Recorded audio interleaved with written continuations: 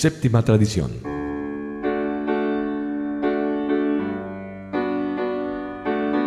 Todo grupo de alcohólicos anónimos debe mantenerse completamente a sí mismo, negándose a recibir contribuciones de afuera. ¿Alcohólicos que se sostienen a sí mismos? ¿Quién ha oído semejante cosa? Sin embargo, eso fue lo que descubrimos que deberíamos ser. Ese principio es prueba evidente del cambio efectuado por AA en todos nosotros. Todo mundo sabe que los alcohólicos activos declaran a gritos que no hay desdichas que el dinero no cure. Siempre hemos andado con la mano extendida desde tiempos inmemorables. Desde tiempos inmemorables hemos dependido de alguien, por lo menos en cuanto atañe al dinero. Cuando una sociedad compuesta exclusivamente de alcohólicos dice que va a pagar sus deudas, eso sí que es una verdadera noticia. Probablemente ninguna otra de las tradiciones de Alcohólicos Anónimos tuvo nacimiento tan doloroso como el de esta. En un principio, todos carecíamos de dinero. Si a eso agregamos la habitual posición de la gente que debe darle dinero a los alcohólicos que tratan de no emborracharse, puede comprenderse el por qué creíamos merecer se nos dieran bastantes billetes. ¿Qué de cosas maravillosas podrían hacer los Alcohólicos Anónimos si tuvieran dinero? Pero en forma harto sorprendente, la gente adinerada pensaba de otro modo. Se daban cuenta de que, puesto que estábamos sobrios, ya era tiempo de que costeáramos nuestros gastos. Y por eso nuestra asociación se quedó pobre, porque tenía que serlo. Había además otra razón para nuestra pobreza colectiva. Pronto se hizo aparente que, a pesar de que los alcohólicos gastaran mucho dinero en casos del 12º paso, odiaban contribuir en las reuniones cuando se pedía dinero para otras cosas. Nos sorprendió mucho encontrar que éramos extremadamente ávaros, de modo que la Sociedad de Alcohólicos Anónimos comenzó siendo pobre y continuó siéndolo, mientras que sus miembros se volvían ricos. Los alcohólicos son personas que o lo dan todo o no dan nada. Nuestras relaciones en cuanto a dinero parecen comprobarlo. A medida de que la Sociedad de Alcohólicos Anónimos pasó de la infancia a su adolescencia, nos apartamos de la idea de que necesitábamos grandes cantidades de dinero, o la otra, de que no deberíamos tener nada. De todas las bocas salían estas palabras: la Sociedad de Alcohólicos Anónimos y el dinero no pueden mezclarse. Vamos a tener que separar lo material de lo espiritual. Comenzamos a pensar de esa manera porque en varias ocasiones algunos miembros trataron de explotar en proyecto propio sus conexiones con los Alcohólicos Anónimos y temimos que se nos fuese a explorar. De vez en cuando algún agradecido benefactor había donado algunas de las casas y por eso había influencia extraña en nuestros asuntos. Se nos había regalado un hospital y casi enseguida el hijo de nuestro benefactor se convirtió en un principal paciente y aspirante a gerente. A uno de los grupos se le dieron $5,000 para que hiciera con ellos lo que quisiera. El trastorno que nos causó ese poco dinero nos perjudicó por muchos años. Asustados con estas complicaciones, algunos de los grupos rehusaron tener siquiera un centavo en sus arcas. Pese a tales temores, tuvimos que reconocer que la Sociedad de Alcohólicos Anónimos necesitaba funcionar. Los sitios de reunión nos costaban algo de dinero. Para evitar disturbios en religiones enteras, era necesario organizar pequeñas oficinas, instalar teléfonos y emplear a algunos secretarios. A pesar de numerosas protestas, se lograron esas cosas.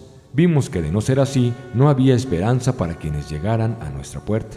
Esos sencillos servicios exigían el gasto de pequeñas cantidades de dinero que éramos capaces de pagar y que estábamos dispuestos a hacerlo nosotros mismos. Por fin, dejó de oscilar el péndulo y de ahí nació la séptima tradición, tal como hoy en día la conocemos. A ese respecto, Bill goza mucho al contar la siguiente historia que tiene su moraleja. Cuando en 1941 se publicó en el Saturday Evening Post el artículo de Jack Alexander, millares de cartas de alcohólicos desesperados y de sus familiares llegaron como avalancha a la casilla de correos de la fundación en Nueva York. Nuestro personal de la oficina, continúa Bill, consistía de 2 personas, una fiel secretaria y yo. ¿Cómo íbamos a atender esa cantidad de solicitudes de ayuda? Se hacía imperativo conseguir empleados fijos. Así fue que pedimos a los socios de Alcohólicos Anónimos que enviaran contribuciones voluntarias. ¿Podría cada miembro enviarnos $1 por año? De otra manera, esa conmovedora correspondencia no podría contestarse. Me sorprendió ver que el grupo reaccionaba muy lentamente. Me paseaba por la oficina vociferando que los miembros eran una manada de avaros. De repente asomó por la puerta la desgreñada y doliente cabeza de un antiguo conocido. El tipo perfecto de AA, caído de nuevo en garras del alcohol. En su cara se reflejaban los efectos de los tragos ingeridos al día anterior. Recordando algunas de mis borracheras, sentí que mi corazón rebosaba de compasión. Le hice pasar adelante y le di un billete de $5. Como mi sueldo semanal era de apenas $30, la contribución fue bastante fuerte. Mi esposa Lois sí que necesitaba dinero para la casa, pero eso no me detuvo. El profundo alivio que se pintó en el rostro de mi amigo me llenó de placer. Me sentí especialmente magnánimo al pensar en todos los exborrachos que no enviaban ni siquiera $1 cada uno. Y ahí estaba yo, dando con el mayor gusto una contribución de $5 para aliviar las penas de un borracho. La reunión de esa noche se celebró en la casa del club, en la calle 24. Durante el intermedio, el tesorero nos contó tímidamente que el club estaba en bancarrota. Eso era en la época en que se podía mezclar el dinero con Alcohólicos Anónimos. Pero finalmente el tesorero dijo: si no pagamos, el casero nos va a echar a la calle, de modo que tengan la bondad de dar bastante esta noche. Todo lo oía yo muy claro porque estaba tratando de convencer a un recién llegado que se había sentado a mi lado. Cuando el sombrero de contribuciones pasó cerca de mí y mientras seguía hablando a mi vecino, saqué de mi bolsillo una moneda de 50 centavos. No sé por qué se me hizo tan grande. Apresuradamente la volví a guardar y deposité una de 10 centavos. En esos tiempos los billetes nunca se daban como contribución. Luego desperté a la realidad. Yo que había hecho alarde de mi generosidad esta mañana. Le daba ahora a mi propio club menos de lo que le daban los alcohólicos que habían olvidado enviarle sus $, a la fundación.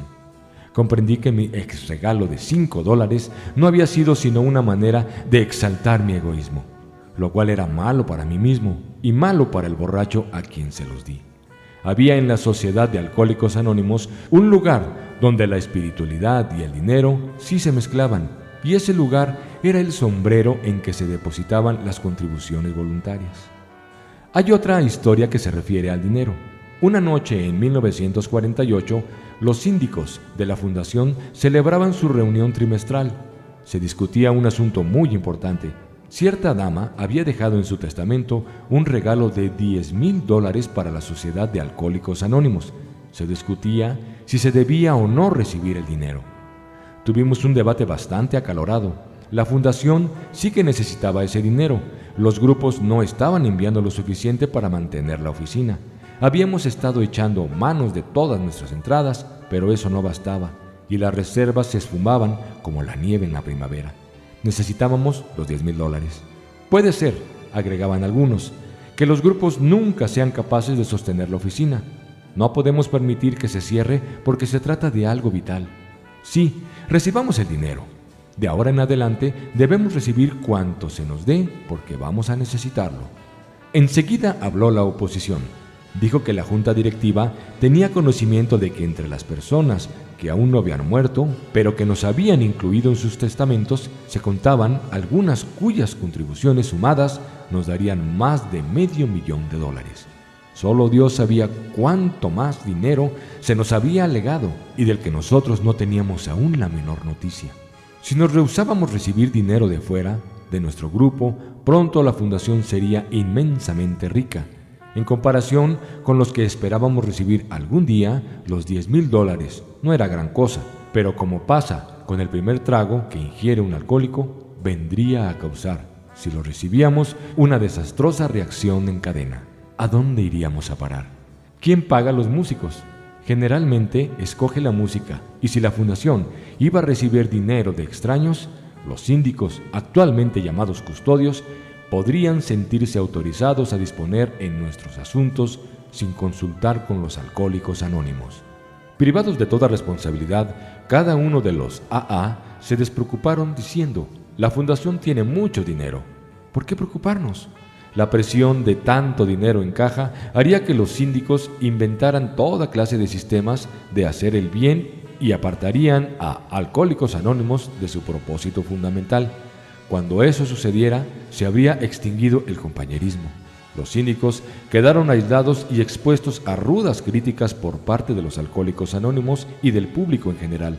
Esas eran las posibilidades en pro y en contra que necesitábamos tener en cuenta.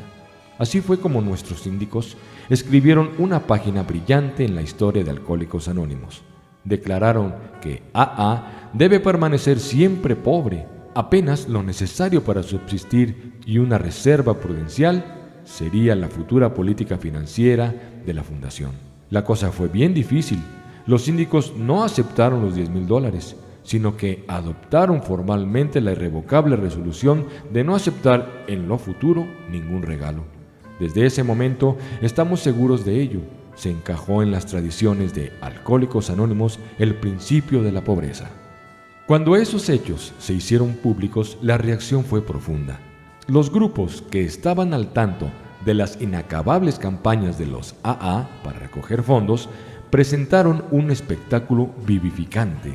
Los editoriales de encomio y felicitación generaron una oleada de confianza en la integridad de Alcohólicos Anónimos, y dichos editoriales, tanto de los periódicos locales como de los extranjeros, declararon que los irresponsables se habían vuelto responsables y que, al establecer que la independencia en asuntos de dinero formara parte de su tradición, los Alcohólicos Anónimos habían revivido un ideal casi completamente olvidado.